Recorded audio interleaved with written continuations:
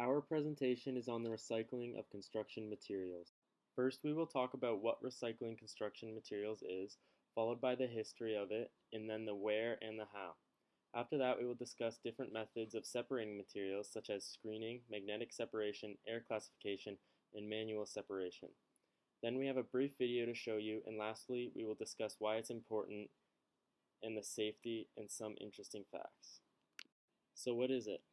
Recycling of construction materials is the recycling of old construction materials. Contractors and demolition workers will take old material to recycling plants where they undergo source separation, which sorts products on many different characteristics, such as material, size, weight, etc. Once sorted, the material will be transported to different facilities and become a new product or material.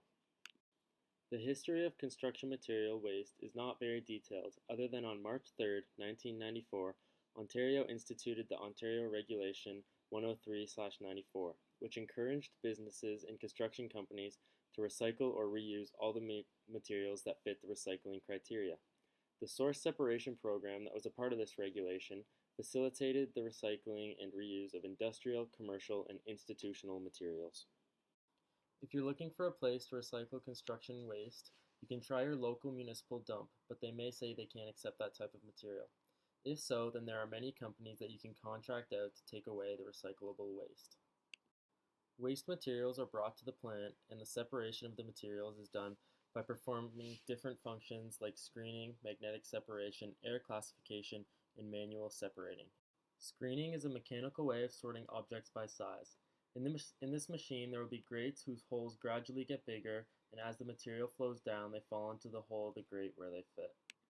Magnetic separation is a way of splitting mixtures of objects into magnetic and non-magnetic objects. In this process, there is a magnet that will pull magnetic materials on a different path than the other materials. Air classification separates materials by a combination of size, shape, and density. It works by injecting the materials to be sorted into a chamber which contains a column of rising air. The higher the product goes, the lighter and less dense it is.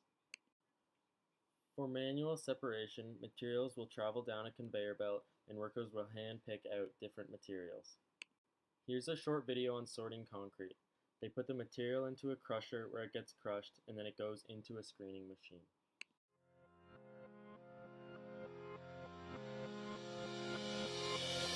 Hi, my name's Jeremy Swan and I'm the materials engineer for Balfour Beatty on the M3 Smart Motorway. Our focus is to reuse and recycle as much material as possible. So far to date, we have produced over 150,000 tonnes of recycled aggregate. All of these materials are generated on site from the hard breakout of concrete. They come into the yard here and go into the crushing and screening process behind me. What's going in at the far end is concrete taken from site. At the moment it's coming in from the central reserve, goes into the crusher, it's crushed and then goes along the belt onto the screener where the oversized material is taken out and the material comes off the side belt, which is then reused as Type 1 subbase or Class 6N structural backfill. We have an on-site materials testing laboratory, UCAS accredited. The material is sampled by our technicians, taken to the site laboratory and tested for its physical properties. We also send it off for its chemical properties as well to ensure that it's in line with the site limits.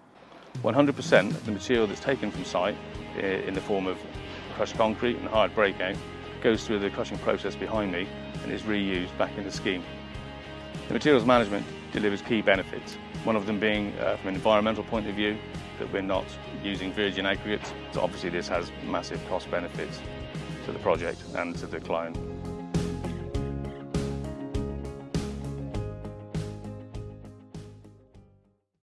There are a couple of reasons why recycling construction materials is a good thing.